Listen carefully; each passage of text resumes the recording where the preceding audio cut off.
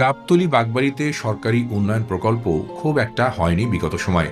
এলাকার অনেক রাস্তা পাকা হয়নি, অনেক শিক্ষা প্রতিষ্ঠান ভাঙাচোরা, বাজারঘাটও খুব একটা সুবিধাজনক নয়। তারপরেও মানুষ জিয়া পরিবারকে পছন্দ করেন। তারা মনে করেন জিয়া পরিবার শুধু তাদের নয়, পুরো দেশের মানুষের জন্য গর্বের।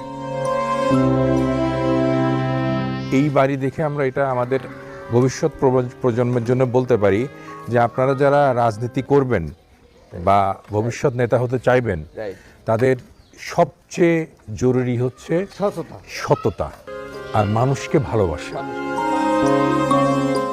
বগুড়া সদর আসনে এবার প্রার্থী হয়েছেন তারেক রহমান। তার এই প্রার্থিতা প্রভাব ফেলেছে জেলার অন্য সংসদীয় আসনগুলোতেও।